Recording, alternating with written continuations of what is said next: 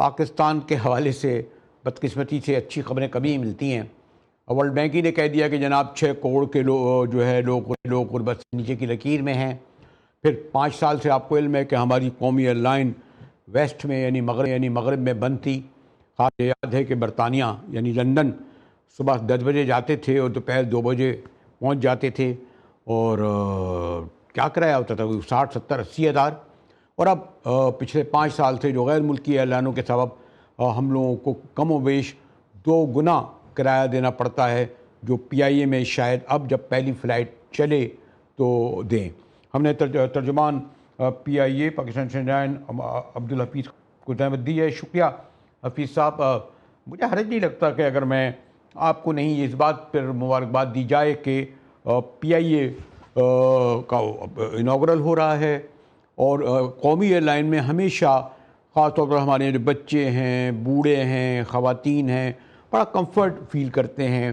Year ہوسٹسیں ان سے ان کی زبان میں بات کرتی تھیں، اپنی تکالیف بیان کرتی تھیں.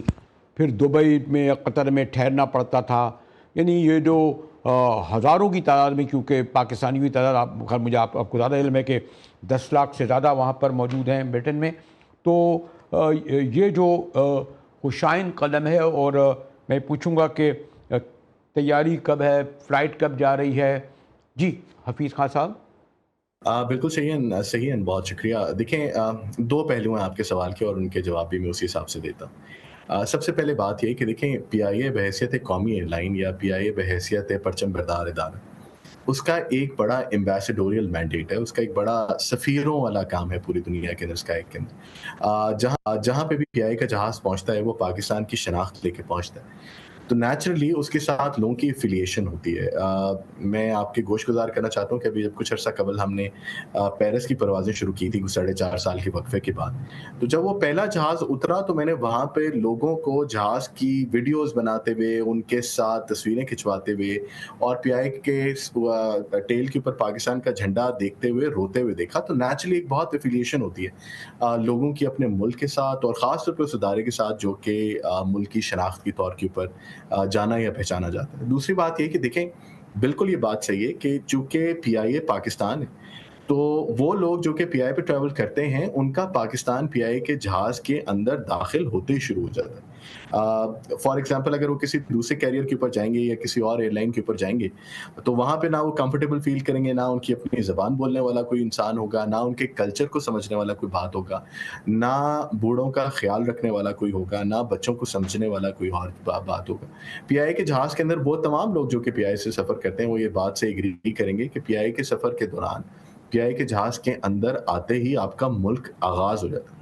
وہی کھانا، وہی کرو، وہی کلچر اور وہی شناسہ چہرے، وہ تمام چیزیں جو ہیں وہ آپ کو جہاز کے اوپر ہی ملتی ہیں. تو آپ کا سوال بالکل صحیح ہے. لیکن حفیظ صاحب ایک اور زیادہ پہلو سے، کیونکہ جو ہم نے، خیر یہاں پرائیویٹ لائن بات نہیں کروں گا، یہ جو کیا کیا آئی ہیں ناراض ہو جائیں گے وہ لوگ، لیکن فلائٹیں منسوخ کر دیتے ہیں اور پھر ان کا جو طریقہ کار وہ ایک الگ ہے.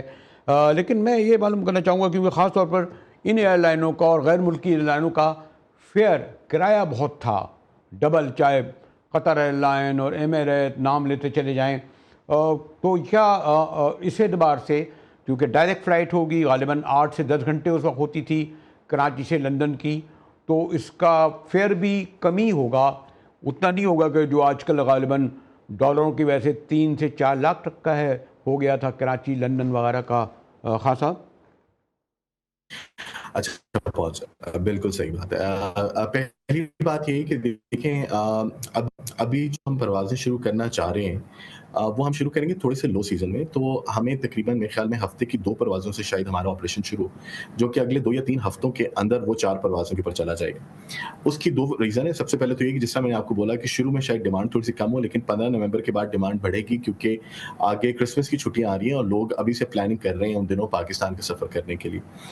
مین وائل ہم अपने जहाज़ों की भी स्पेशल तैयारी कर रहे हैं, उनकी भी रेनोवेशन के ऊपर काम कर रहे हैं, जो कि 4 से 6 हफ्ते उनके ऊपर भी लगेंगे। हम उनके ऊपर नए केबन, नई सीटें और नई चीज़ें करेंगे। टोटल मंसूबा तो 6 महीने का है, लेकिन जो पहला जहाज़ है वो मेरे ख्याल में 4 से 6 हफ्ते के अंदर उसको तैयार हो जाना चाहिए, ताकि जब पाकिस्तानी 5 साल के वक़्फ़े के बाद इस रूट के ऊपर दोबारा सफ़र करें तो उनको कंपेरेबल सर्विसेज़ मुहैया हों दुनिया की बाकी किसी भी एयरलाइन के साथ। फेयर में अभी आपको बताता हूँ कि बाकी एयरलाइनों के अगर निस्फ़ नहीं होगा तो 3 तिहाई के करीब होगा। अच्छा।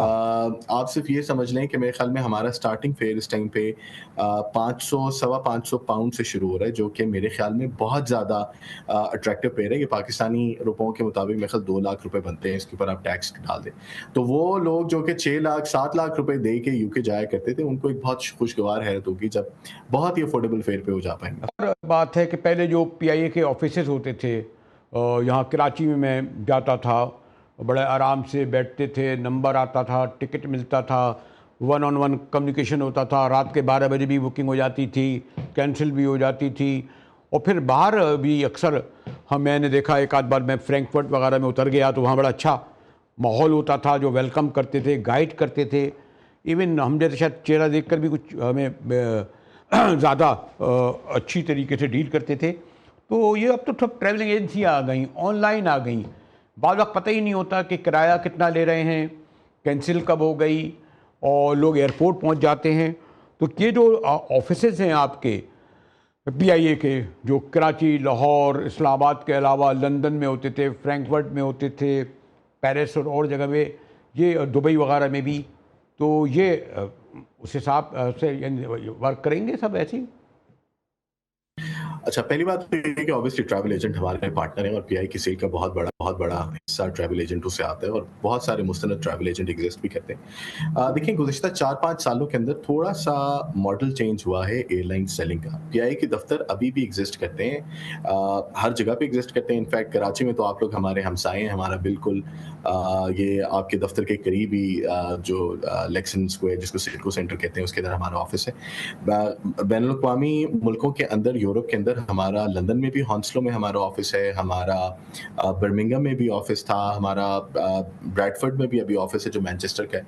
एयरपोर्ट के दफातर अपनी जगह के ऊपर हैं, पेरिस में हमारा ऑफिस अभी भी एग्जिस्ट करता है। तो ऑफिसेज अभी एग्जिस्ट करते हैं, लेकिन मैं आपकी विसात से एक बात बताना चाहता हूँ कि देखें, बहुत सारा सेलिंग पैटर्न ना अब थोड़ा ऑनलाइन की तरफ शिफ्ट होना शुरू हो गया है। लोग अब कोशिश करते हैं कि वो, कोविड ने खास तौर पर ये बहुत सारा ट्रेंड को चेंज किया है कि लोग ये पसंद करते हैं कि वो अपने घर के कंफर्ट से आराम सुकून से बैठ के वो टिकट बुक करा लें। अच्छा, जो ऑप्शन पहले आपको सिर्फ दफातर में दस्तयाब होती थी, जिसमें टिकट एक्सचेंज है, जिसमें रिफंड है, वो चीज़ें भी अब आपको ऑनलाइन मिल गई। तो लोगों की सहूलत के लिए ऑनलाइन जो सर्विसेज हैं वो बहुत ज़्यादा स्ट्रांग हो गई हैं और इसीलिए हमारी ऑनलाइन सेलिंग बहुत ज़्यादा बढ़ी है। तो ये तीनों चीज़ें भी एग्जिस्ट करती हैं जी, एजेंट का नेटवर्क भी एग्जिस्ट करता है, पीआई के दफातर भी एग्जिस्ट करते हैं और ऑनलाइन भी।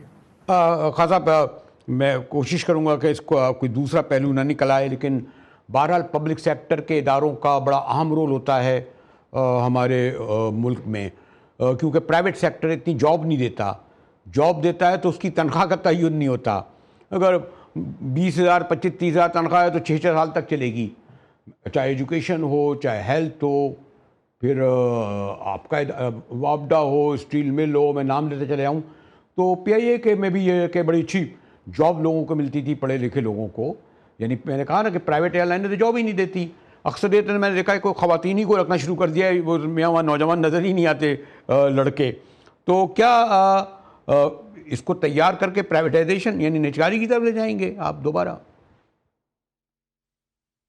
देखिए, हमें एक बात तो हमें क्लियर होनी चाहिए कि जो पीआईए का एक बड़ा बुनियादी मसला था जो कि लेगेसी लोन्स का था, कि पीआईए की बैलेंस शीट के ऊपर 2003 से जो कर्ज़ों का बोझ है वो बतदरीज बढ़ता जा रहा था और 2021, 22, 23 जो है उसके अंदर फिर हुकूमत ने जब प्राइवेटाइजेशन का सोचा तो फिर ये फैसला लिया गया नेचुरली कि चूंकि इतनी ज़्यादा बड़ी लॉस मेकिंग एंटिटी को नहीं बेचा जा सकता या फरोख्त किया जा सकता, तो इसको रीस्ट्रक्चर कर दिया जाए। अच्छा, ऑपरेशनली हमें ये बात समझनी पड़ेगी कि पीआईए काफ़ी अरसे से मुनाफे में है और यानी ऑपरेशनली मुनाफे का मतलब है कि पीआईए अपने ऑपरेशंस में कोई नुकसान नहीं करता। पीआईए जो गुज़श्ता सालों के अंदर लॉस कर रहा था वो पुराने कर्ज़ों की प्रिंसिपल और सूद की अदायगी में कर रहा था। तो जो रीस्ट्रक्चरिंग हुई है जो कि की गई पीआईए की बेसिकली प्राइवेटाइजेशन के लिए, تو وہ کی تو اسی پرپس کی خاطر گئی تھی. لیکن اب ہم ایک ہیلدی صورتحال کے اوپر ہے کہ بھلے پی آئی اے پرائیویٹائز ہو یا پی آئی پرائیویٹائز نہ ہو, پی آئی اے نیشنل ایکسچیکر کو اب نقصان نہیں دے رہی. وہ لیگیسی ڈیٹ ریموو کر دیا گیا ہے. پی آئی اے نے اس سال بھی ابھی پہلے 6 مہینوں کے اندر جو ہے وہ کوئی 10 ارب کا آپریشنل منافع اور 6.8 ارب کا ٹوٹل منافع حاصل کیا ہے. گزشتہ سال کے اندر ہمارا کچھ 26 ارب کا ہمارا منافع حاصل ہوا ہے. تو پی آئی اے فائنینشلی اب ایک بہت وائبل آرگنائزیشن ہے اور ایک اچھی ہیلدی پروپوزیشن ہے کسی بھی انویسٹر کے لیے کہ وہ آئے اور آ کے اس کو ایکوائر کرے. گورنمنٹ کی انٹینشن بہت کلیئر ہے. گورنمنٹ یہ سمجھتی ہے کہ اسٹیٹ انسٹیٹیوشنس کو گورنمنٹ کی تحویل میں نہیں ہونا چاہیے بیکاز ان کو پرائیویٹ سیکٹر میں ان کی ایفیشنسی زیادہ بہتر ہوتی ہے. اس فریم آف مائنڈ کے تحت وہ اس کو پرائیویٹائزیشن کرنے کی پوری کوشش کر رہے ہیں اور پروسیس ابھی چل رہا ہے. میرے خیال میں 31 اکتوبر شکریہ تک شاید حفیظ خان ریجسٹری صاحب. پر پی آئی اے کے ترجمان ایک اچھی خبر دے رہے تھے.